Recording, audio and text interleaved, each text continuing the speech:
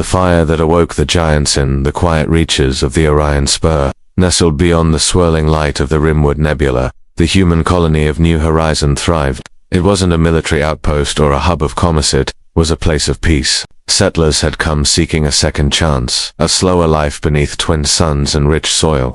Scientists studied the nearby Pavzar, artists painted skies that never knew pollution. Children ran beneath towering crystalline trees, free from fear. Then came the Empire, the Galactic Empire, vast and ancient, viewed humanity as nothing more than a nuisance.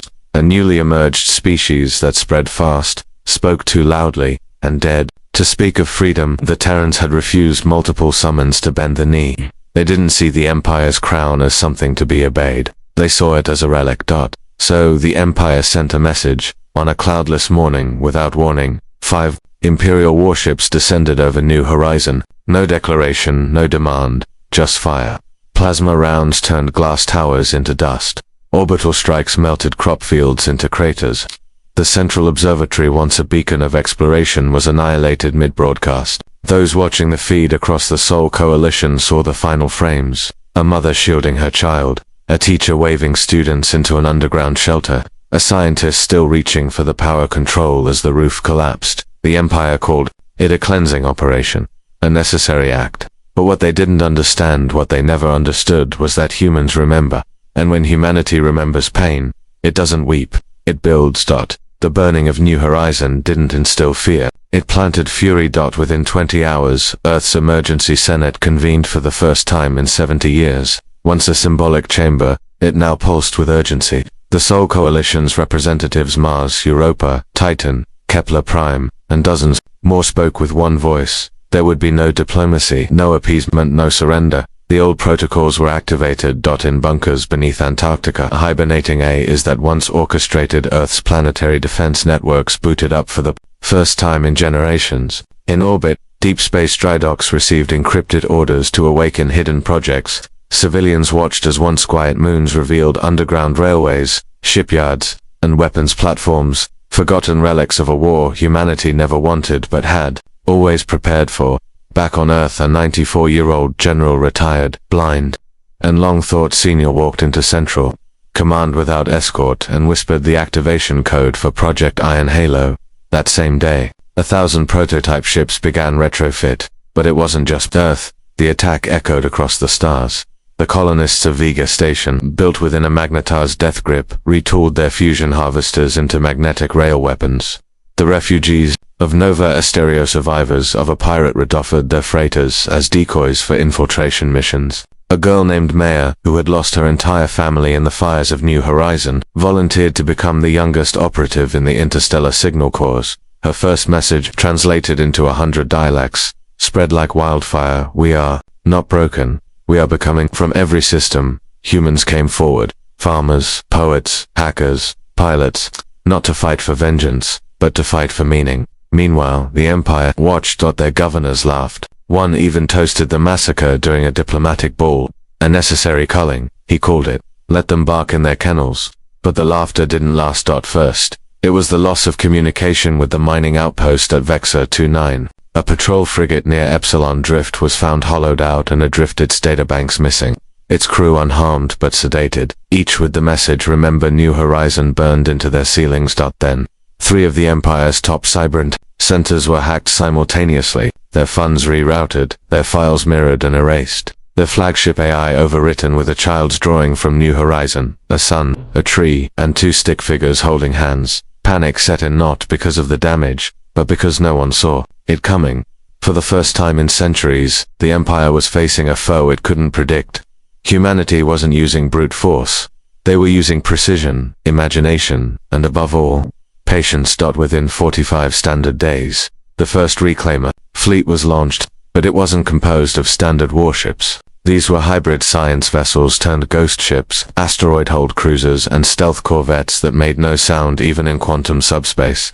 Each ship bore a name from Earth's past: Perseverance, Liberty's Edge, Ashes of New Horizon. The helm of this awakening stood Admiral Kalen Voss, a former xenolinguist turned fleet tactician whose family perished in the fires. His first address to the human resistance was broadcast on every frequency. We are not the hunters, nor are we the hunted. We are the fire that clears the old forest. We do not fight for hate, we fight because we still remember what peace smells like, and we will have it back. The Empire had made a fatal miscalculation. They thought they had crushed a colony, but they had ignited a civilization. The final warning came from a rogue Imperial scholar who defected to the humans after the massacre. His intercepted message to the High Consort was simple: you have poked the quiet beast, and you will now learn what it means to bleed in the dark. The silence before the storm for 72 standard hours. The galaxy went quiet. No broadcasts, no retaliation, no word from the Imperial Council. They were listening, somewhere deep inside the Imperial core worlds, far beyond the glimmering lights of civilized space. The lords of the Empire convened, ancient, cloaked, seated on thrones of obsidian and gravity-folded metal. They whispered among themselves and nerved. It wasn't the human attacks that shook them, it was how the humans moved, how they vanished into the dark, how they turned wreckage into weapons, how they made loss into fuel. This wasn't rebellion. This was transformation. Across the Empire's fringe systems, things began to unravel. Colonial governors reported mining strikes, information leaks, and sudden refusals to obey. One system vashed a human message into Imperial space. It was nothing more than a child's lullaby from Earth, sung in soft harmony over the static. No words, just melody. The Empire didn't understand its meaning, but those who had seen the fires of New Horizon knew it was a funeral song, and a promise. Back in Terran space, the first Reclaimer fleet didn't rush into open war. That wasn't their style. Admiral Kalen Voss understood history, how empires fall not by fire alone, but by fraying at the edges. His orders were clear: make them doubt themselves, then break their spine. The first action came on the edge of the Polari Belt. An Imperial convoy 1,000 strong, carrying ore and weapon materials, entered what should have been neutral territory. Instead, it found a vast cloud of ionized gas and drifting debris. Harmless at first, then the trap snapped shut. From inside the gas came human stealth ships, launching electronic pulses that turned the convoy's sensors into ghosts. What followed wasn't an attack, it was an extraction. Engines failed, life support scrambled, cargo modules vanished. No casualties, no damage, just loss. By the time Imperial reinforcements arrived, the Terrans were gone within 3 weeks. Similar strikes happened on 5 fronts: fuel depots, listening posts, sensor buoys. Every time, no blood was spilled. Every time, the Empire lost something it believed untouchable. But not everyone approved of this method. On Earth, voices rose demanding retribution, vengeance, war. One such voice belonged to General Allura Deshane, a firebrand from the Martian iron colonies. She had led skirmishes during the early AI rebellions and didn't believe in silence as a weapon. In a fiery broadcast, she addressed the resistance. Let the galaxy hear thunder. Let them know what it means when humans burn. Admiral Voss didn't reply. He didn't need to. He simply unleashed Operation Lantern Veil. The Empire had a communications tower on a moon called Trinaxis 3. It was surrounded by ion storms, shrouded in magnetic interference, and considered untouchable. So, humanity touched it. Voss sent one ship, the Whisper, a small corvette piloted by Reva Keel, a cybernetic engineer turned shadow commander. Her ship wasn't armed like a destroyer. It didn't need to be. It carried a weapon of memory. Using quantum-tethered drones, the Whisper embedded data into the Trinaxis relay core. Not viruses, not surveillance. Stories of Earth, of New Horizon, of children singing beneath shattered skies, of artists who turned ruins into galleries, of medics saving the enemy, of soldiers burying their dead with honor. The relay didn't crash. It didn't burn. Instead, it broadcast these stories on every Imperial frequency. Billions heard them, millions cried, thousands rebelled. Suddenly, planets once silent began to stir. On the prison world of Kreloth, the guards found their entire security system playing Earth's anthem on loop. On the mining moon of Karvi, slaves awoke to find Terran supply pods had landed overnight, each filled with food, medicine and datapads titled, "You are not alone." The Empire, for all its might, was losing control of belief. Meanwhile, in the shadows of a dying binary star, the real preparation began. In the ancient space fortress called Midvel, human engineers, alien defectors, and AI tacticians assembled what they called the Compass. It wasn't a weapon in the traditional sense, it was an intel forge, designed to predict Imperial response patterns using quantum behavior mapping. With it, humanity could anticipate where the Empire would strike next, and be waiting. Voss stood before the map of stars, tracing invisible lines. "Next move?" asked Captain Ilya Tan, a veteran of the Kepler front. Voss didn't speak. He simply tapped a red dot on the screen. It blinked. The next move was not a battle. It was a revelation. The Empire had built a secret station called Black Prism, a place where they experimented on alien species, stripping DNA, erasing language, weaponizing minds. It was buried inside the gravitational well of a black star. No ship could enter without being crushed. Until humanity entered. Using gravitational surfing and real-time space-time folding, a volunteer pilot named Dorian Ray took a modified scout vessel into the well. He survived for 13 minutes, long enough to upload every file to Terran HQ, long enough to expose the Empire's secrets to the galaxy. Black Prism was no myth. It was real, and now it was known. The moment that truth hit the networks, the galaxy shifted. Species who once watched from afar began to whisper of uprising. Merchants refused to ship Imperial goods. Artists painted the Terran emblem across city walls. 1,000 distant worlds spoke one phrase: if they can stand, so can we. Back on Earth, in the Memorial District of New Horizons survivors, the statue of a little girl was unveiled. She held a paper flower and stared skyward, one hand raised as if catching sunlight.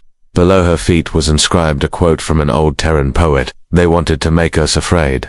Instead, they taught us how to roar." But the roar was only just beginning. The next phase wouldn't be silent. It wouldn't be surgical. It would be a reckoning. Rise of the Silent Armada. They came not with banners, but with silence. Across the starlit void, fleets began to emerge, grey, scarred, and forged in shadows. Ships unlike anything seen before. They bore no national flags, no ceremonial colors. Only one emblem was etched into their hulls, a spiral flame wrapped in an open hand. The new sigil of the human resistance. The galaxy would come to know them as the Silent Armada. It wasn't their firepower that made the Empire fear them, was their origin. These ships had been scavenged from forgotten battlefields, reborn in orbital forges hidden within asteroid belts, stitched together with parts from freighters, cargo rigs, even museum relics. Some had once been Imperial ships, now reprogrammed, and piloted by those they once hunted. Their engines didn't sing. They whispered. In every corridor, humans worked side by side with aliens, former slaves, scientists, merchants, and warriors who had once bowed to the Empire. No one asked where you were born, only what you were willing to fight for now.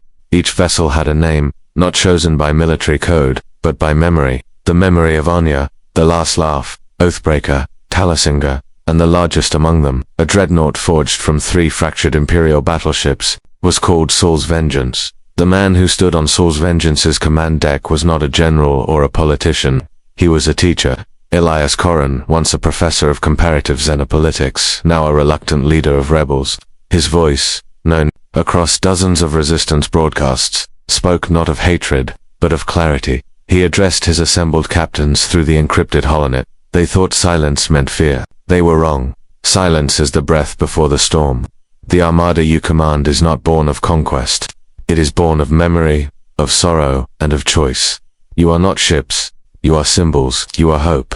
From the cold rings of Jathari to the red dust plains of Vindrak, cells across the galaxy began transmitting a singular signal, ready to light the spark. The Empire, in turn, responded. A fleet of colossal carriers. The Obsidian Line was dispatched from the core systems under the command of High Marshal Trevorix, a warrior bred in cryo-wombs and raised on blood doctrine. To him, humanity was not a threat. It was an anomaly, and anomalies were meant to be corrected. He deployed his first move over the planet Vora 9, an agricultural moon that had declared sympathy for the humans. No warships, no warning, just kinetic rods from orbits. Apocalyptic spears of pure mass that turned fields into glass. In minutes, 1 million lives were lost. In hours, not a single Terran word was heard. But the silence that followed wasn't surrender. In the shadows of that tragedy, resistance units moved. They didn't counterattack directly. Instead, they launched Operation Threadlight on 6 worlds, entertainment, streams, education networks, and internal military briefings were hijacked. The screen faded to black, then flickered to life-revealing footage from Vora 9, unaltered, crops burning in the wind, Imperial troops marching past the wreckage. Then came a simple text, in every language known to the galaxy: "Is this who you are?" It was not a weapon, it was a mirror, and the Empire couldn't look away. Within hours, murmurs of rebellion echoed across the outer colonies. Entire battalions refused to fire. A major supply station on Sari Delta mutinied, lowered the Imperial flag, and raised the Resistance's flame hand. A wave had begun, and it was building. Back aboard Saul's Vengeance, Corran prepared the Armada for its first full-scale engagement. It wouldn't be on a battlefield. It would be at Crucible Point, an orbital junction through which 40% of Imperial logistics flowed. It was thought to be impenetrable, guarded by automated turrets, AI killboxes, and a ring of dreadnoughts. The Empire considered it untouchable, so humanity reached out to touch it. Under cloak and cover of cosmic radiation, the silent Armada descended. Every ship had a singular role. Every commander had studied the schematics 100 times. The Resistance didn't want to destroy Crucible Point. They wanted to take it. Inside the command deck of Talisinger, Captain Maria Blindvan, tactician, led her strike team in silence, relying on echolocation and pre-synchronized neural maps. Her voice was calm as she whispered orders, her hands gliding over her console. Seal breach corridor, redirect vent gases, deploy EMP spiders to Bay 2, and now, dozens of Resistance commandos, human and alien alike, moved with ghostly precision. They wore armor made of light-absorbing polymer, their faces concealed behind visors that shimmered like stars. They didn't speak, they didn't hesitate. Within 20 minutes, Crucible Point was theirs. Massive explosions, no dramatic standoffs. The guards had been disarmed, the control AI was pacified, and the entire operation was streamed to the galaxy in real time, not as propaganda, as proof. The Resistance was no longer a fringe, no longer a dream. It was real, it was coming, and it had strategy, soul, and unity the Empire had never imagined. From the rubble of Voronine to the lights of Crucible Point, a transformation rippled across the stars. Humanity was not just surviving, they were teaching the galaxy how to rise. The day the sky bled fire, the Empire had not spoken for days. Across its star systems, silence filled the void where orders used to echo. Crucible Point was gone, not destroyer taken, and in its absence, the machinery of control groaned and stuttered. Freight routes stalled, defense networks flickered, messages looped, unanswered. One outpost even broadcast an emergency signal for days before anyone realized. No one was left alive to receive a reply. But silence was not surrender. In the Empire, silence always preceded vengeance. High Marshal Trovarex emerged from the strategic shadows of the core, his fleet dark and endless, stretching across space like a wound. 60 warships, dreadnoughts sculpted in black alloy, pulsating with red energy, missiles that could kill planets, fighters programmed not with minds, but commands. Their target was not Crucible Point, it was Earth. The message arrived encoded in an old Earth broadcast, frequency once used for weather reports and maritime alerts. Now, it carried a single phrase: your cradle will burn. The news moved through the Resistance like electricity. On Mars, panic sparked in the underground cities. On Europa, engineers abandoned refueling arrays and prepared for evacuation. On Luna, humanity's command council watched the stars from the shadow side of the moon and understood what was coming. But on Earth, there was no fear. Not anymore. When the first Imperial dreadnoughts exited hyperspace above the blue planet, they expected to see defenses scrambling, transmissions screaming, and ships scattering. Instead, Earth rose to meet them with silence and something far worse: preparation. Humanity had not wasted time. While the galaxy debated whether humans were a nuisance or a threat, Earth had been changing. The old megacities now held underground, layers caves of steel packed with weapons, AI coordination hubs, and launch systems that made the old world wars look like children's games. Dozens of railgun satellites activated, firing magnetic slugs at near light speed. They didn't glow, they didn't scream, but they tore through the Empire's first wave of ships like paper. The sky above Earth turned red, not from fire but from metal, blood, and falling wreckage. The Empire retaliated. Orbital plasma beams scorched the clouds, striking with the force of God's mountain tops vanished. Oceans boiled where they touched. In moments, a third of Earth's orbital defense grid was crippled. The night skies became a storm of debris and flame. Sirens wept in every city, but the ground did not break. People of Earth did not run in underground bunkers. Schoolchildren practiced escape drills with the same rhythm as fire alarms. Families watched the battle from shelters, listening to calm voices on the emergency network. Farmers in the Great Plain loaded up defense drones beside tractors. Every street, every block, every home was a cell and a body now fighting to survive. Then came the unexpected, the spark that turned battle into legend. In orbit, A single human warship broke formation. The Aurora's Thorn, a mid-range carrier refitted as a command ship, had taken a direct hit from the Empire's forward dreadnought. Its engines were failing, its shields flickering. Inside, Commander Delara Sai bled from a wound across her temple. Smoke poured from the control panel. Her pilot was unconscious. Half the crew was dead. She gave no orders to abandon ship. Instead, she turned the Aurora's Thorn into a weapon. Ship turned on its axis, its broken engines now a guiding thrust. Its path was clear, a collision course with the Empire's lead. Dreadnought judgment of purity. No one could stop her, not even the Empire. As the Aurora's Thorn accelerated, Delara sent one final message. It wasn't to the Empire, it wasn't to Earth, it was to the entire galaxy. Broadcast in every known tongue, through every open channel. You looked down on us because we came from dirt and air and storms, but we learned how to turn storms into weapons. You call us savages, but it is you who burn the innocent and call it peace. You want to break us. Watch what happens when you try. And then she struck. The collision ripped through the enemy dreadnought like a blade through flesh. Energy cells ignited. Armor peeled. Sections of the massive ship tore free and spun into orbit like dying moons. The explosion burned for minutes, lighting the sky brighter than any sunrise. The silence after it ended was felt across the galaxy. Delara Sai became a martyr, a legend, a name etched into every wall where resistance fighters gathered. Songs were sung in asteroid bars. Her image was painted onto refugee freighters. Entire fleets whispered her name before battle. But more than her sacrifice, it was her defiance that changed everything. From the burning skies of Earth, a new phase of war was born.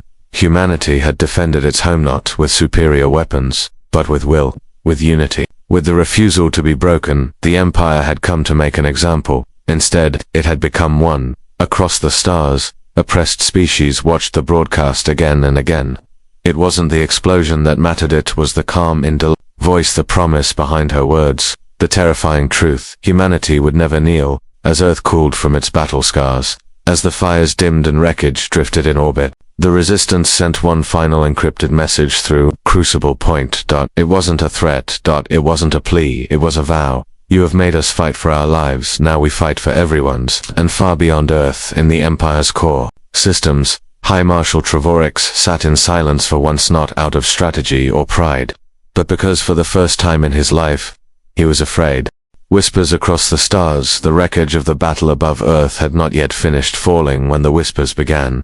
Across distant systems, too far to see the blue planet, but close enough to feel its tremor, the oppressed listened in silence. Miners on the sulfur fields of Corval rewound the broadcast of the Aurora's Thorn again and again, watching it disappear into flame. On the water moon of Halcora, a former Empire translator cried alone in her workroom, clutching a makeshift flag with a single word in Terran English: free. The Empire tried to bury the event. They censored transmissions, shut down stations, executed broadcasters. Any colony found airing the Resistance signal was immediately placed under martial law. Ships vanished. Entire villages were relocated. They thought fear could suffocate the flame before it spread, but it was already too late. In the dark corners of the galaxy where the Empire's light-dimmed hope had already taken root, and it wore a human face, aboard the Resistance vessel, Vigil's Hope, drifting near the edge of the outer rim, Commander Renvale reviewed intercepted messages from across the star lanes. His face was weary, his voice ragged from sleepless nights, but his eyes burned with something fierce. "They're reaching out," he said aloud, glancing at his second-in-command. "Lyra Thas, not just humans, every species the Empire ever crushed." Lyra leaned forward, her amber eyes scanning the lists. Names, locations, secret codes, hidden frequencies, and they all want one thing, she said softly: to fight. Ren nodded. "But we don't just need fighters, we need allies, builders, dreamers, people who remember what freedom feels like." So they sent the call, not as a demand, not as a command, but as a story, a single message, wrapped in code, spread like wildfire, the tale of Delara Sai, the Aurora's Thorn, and Earth's unbreakable will, translated into over 100 languages, whispered through forbidden channels, shared like a prayer, and everywhere it went hearts changed. On a mining colony ruled by the Empire's iron bots, a teenage boy hacked the security system and played the message across the main square. His father was arrested before the final words faded, but not before a dozen workers walked off the job, fists raised, on a remote jungle world. An elder of the Graxorian slaves, now scattered, lit a ceremonial flame and declared their tribe would no longer hide. If the humans can bleed the sky, she said, then we can sharpen our teeth. Back on Vigil's Hope, Renvale stared at the growing map of flickering beacons, signals from worlds once silent. Each one was a risk, each one could be a trap, but still they came, even former Imperial soldiers. One such voice arrived quietly, an old man in a tattered captain's uniform, standing outside a resistance base on Draxus Prime. I served them for 40 years, he said. I followed every command, watched planets die, thought we were keeping order. He looked up at the stars. But now I've seen what courage looks like, and I'm ready to pay for what I didn't stop. He handed over his access codes, hundreds of them. The Resistance didn't forgive him, but they let him fight. Meanwhile, on a secret asteroid station called Haven's Reach, engineers and scientists from a dozen species worked day and night, building the future from pieces of the past. Salvaged Empire cruisers were stripped and reborn into swift, sharp resistance vessels. Human AI experts, Graxari plasma weavers, and Mavari shield artisans argued and laughed as they created something new. Technology that didn't just match the Empire, it outpaced it. They called it Project Genesis, not a weapon, an idea. A mobile, fleet-part city, part command hub, that would serve as the beating heart of a new resistance coalition. And it would travel system to system, not just fighting the Empire, but rebuilding everything it broke. But every movement creates an echo, and the Empire was listening from the black chambers of the Imperial core. A new figure emerged, Warlord Vaughn Reth, known in whispers as the Butcher of Sun. Tall, scarred, and wrapped in obsidian armor, he had been forged in wars the Empire had long buried. Now, he was given one purpose: crush the human spirit. No speeches, no negotiation, only fire. His first target was Haven's Reach. The Empire struck with terrifying precision. 6 stealth cruisers breached the asteroid's outer defenses before any alarm sounded. Missiles tore through the docking bays. Engineers died mid. Shield generators collapsed in seconds. But humanity had changed, and so had its friends. Lyra thus was there, overseeing a new prototype launch. As explosions shook the halls, she activated emergency protocol and called every fighter, mechanic, and scientist to the core.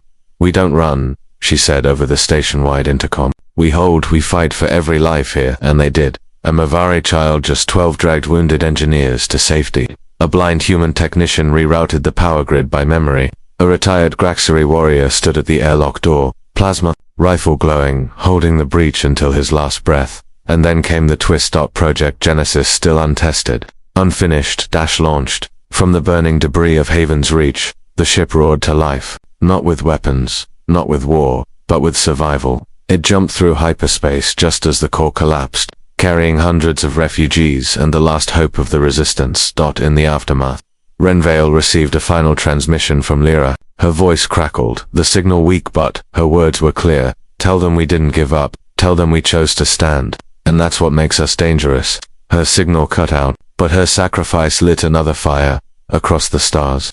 As ashes settled and wounds reopened, a single truth echoed in every resistance cell, every frightened village, every silent radio tower. The Resistance is not just alive, it is awake.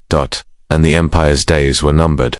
The storm before the dawn, the sky above Haven's Reach had turned cold, dark, and silent. Debris still drifted, twisted metal, shattered hulls, frozen oxygen trails, all that remained of what was once the Resistance's most ambitious dream. But dreams did not die so easily. Deep in the void, Project Genesis fled through uncharted hyperspace, wounded but alive. Its engines pulsed like a heartbeat, refusing to stop. The ship was overcrowded. Engineers, medics, refugees, even children, but in the cramped, humming corridors, not a single voice asked, why us? They all knew, because if they didn't survive, the Resistance wouldn't either. Commander Renvale stood on the bridge of Vigil's Hope, staring at the incomplete data feed. Haven's Reach was gone, and Lyra, her final message, kept replaying in his ear, each word like a knife. He had no time to grieve. The Empire was emboldened. Warlord Vaughn Reth's ambush was more than an attack.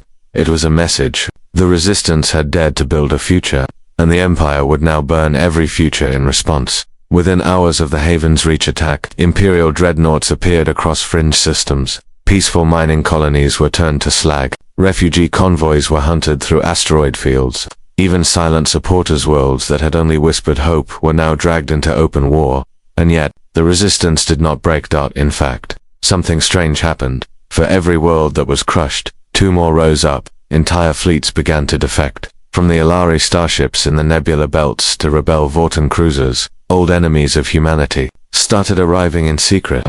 And in the underground chambers of the drifting city ship Eidolon, leaders from over 20 alien races gathered in one room for the first time in recorded galactic history. They didn't trust each other. Some had even fought before. But Renvale stood before them and didn't give a speech. He showed them a picture, just one taken from the remains of Haven's Reach. It was a human girl, about 5, wrapped in a thermal blanket, giving her ration bar to a wounded alien medic, while flames lit the background. Ren didn't explain. He didn't have to. The council voted unanimously. The resistance would no longer be a fragmented movement. It would become a galactic alliance, and Earth would lead the charge. But Earth itself was not ready. Still healing from the first attack, the planet stood defenseless. The orbital rings were half rebuilt. The surface still bore scars from the Aurora's Thorn's final stand.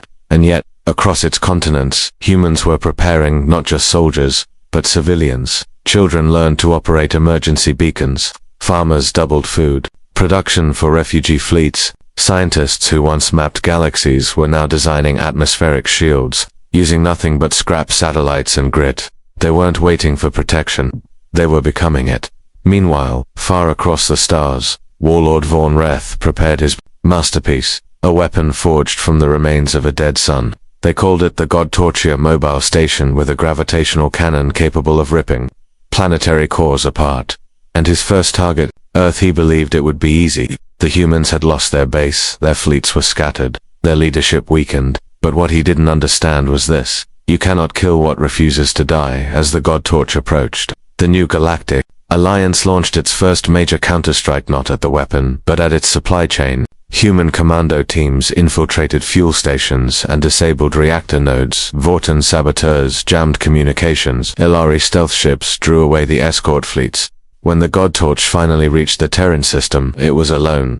Waiting for it in high orbit was Project Genesis, now fully operational. No longer a refugee ship, it had become a fortress. And behind it, hundreds of smaller craft appeared one by one, flickering in from hyperspace. Not just humans, aliens, pirates, former enemies, former slaves, all now flying under one united banner. Vale transmitted one final warning to Vaughn Reth. You chose to chase ghosts, but we became something else. You wanted war. So now here's the storm. And it began. The God Torch fired first. Its beam scorched the Earth's upper atmosphere, igniting auroras visible across half the planet. But before the second charge could build, Project Genesis launched every drone, fighter, and missile it had, blanketing the sky in fire. Alliance ships poured in from every angle, using guerrilla maneuvers designed by human tacticians who had grown up dodging death. They weren't trying to win fast. They were trying to bleed the enemy from 1,000 cuts. Vaughn Reth roared in defiance. His dreadnought tore through the first wave. 3 capital ships were lost. Hundreds of brave souls died in silence. But they had bought time. A small cloaked vessel, the Whisperblade, slipped under the God Torch's defenses. It carried one Pelota cybernetically enhanced woman named Kale Thorne, once left for dead by the Empire, now rebuilt by resistance scientists. She didn't plan to return. Guided by a slingshot trajectory and old data from Haven's Reach, she navigated through the belly of the station, bypassing defense nodes and radiation fields. Her final message: if you're hearing this, I'm home. Then silence. A moment later, the God Torch's core ruptured. A second sun flared in orbit above Earth, then vanished. The Empire's mightiest weapon was gone. As burning fragments rained into space, the resistance let out a breath that had been held for years, and Earth, scarred, battered, but unbroken, watched as the tide of the war finally turned. This was no longer just survival. This was the beginning of something greater. The dawn hadn't come yet, but the stars were no longer silent.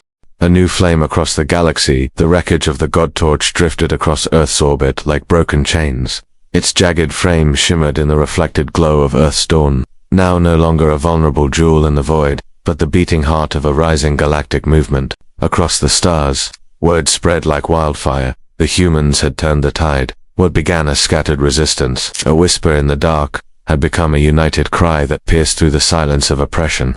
Systems once loyal to the Empire now hesitated. Governors abandoned their posts. Military commanders went silent, unsure whether to obey or to defect. In the shadows of the dying Empire, Confusion spread. Vornreth's defeat shattered more than just steel, and bone. It shattered the illusion of invincibility. The beast had been wounded, and now the predators it once ruled over were circling, but for the Galactic Alliance, the real work had just begun. Deep in the Polaris Belt, the new High Council convened for the first time in open broadcast, live-streamed through quantum entanglement arrays across 10,000 systems. Humans, Elari Vorten, and countless other species took seats not as subjects, but equals. The chamber was tense, unfamiliar with unity, yet pulsing with something new - possibility. Renvale stood before them, his voice steady, his uniform still. Scorched from the God Torch campaign, we didn't win because we were the strongest, he said. We won because we fought for more than ourselves. We fought for each other, and if we are to survive what comes next, we must continue to do just that. There was no applause. Not because they didn't believe him, but because they knew he was right. Meanwhile, back on Earth, the scars of war were not hidden. The crater left by a failed orbital strike had been transformed into a memorial garden. Trees from every allied world were planted there, growing side by side. No one spoke loudly within its borders. The silence there wasn't of grief, it was respect. Children now played beneath those trees. They had never known the Empire's rule. To them, humans working alongside aliens was not rebellion, it was normal. That was the real victory. But shadows still loomed on in the dark corners of the galaxy. Remnants of the Empire regrouped. Not just broken warlords, but cunning ideologues. A splinter cell known as the Crimson Veil emerged, composed of former Imperial tacticians who believed the Alliance could be unraveled from within, and so began a new kind of war, not one of fleets and fire, but of deception, sabotage, and whispered fear. The Alliance, however, had changed. Where once it relied on brute force and desperate tactics, it now operated like a symphony-tuned, precise, unyielding intelligence networks led by human agents, and Vorten Shadow Walkers traced enemy movements with terrifying accuracy. Kael Thorne's sacrifice aboard the God Torch had sparked not just hope, but innovation. Her neural interface data had been preserved and distributed, forming the foundation of a new technology. Echo Unit's AI human hybrids trained to detect manipulation patterns and political subversion before a single shot was fired. One such Echo Unit, designated EMBER-3, uncovered a plot on the allied world of Rylak's Prima coordinated attempt to restart Empire loyalty cells under the guise of civil unrest. The response was swift and non-lethal. Coordinated disinformation shutdowns, cultural outreach campaigns, and in rare cases, memory reconstruction therapies for deep brainwashed agents. This wasn't the old way of war, this was evolution. But while threats still festered, so too did something else. Renewal. Across the galaxy, stories began to change. Where once children told legends of Imperial dreadnoughts and tyrant kings, they now acted out plays of Kael's infiltration, of alien engineers standing back to back with human soldiers, of brave pilots lighting up the darkness. Art returned.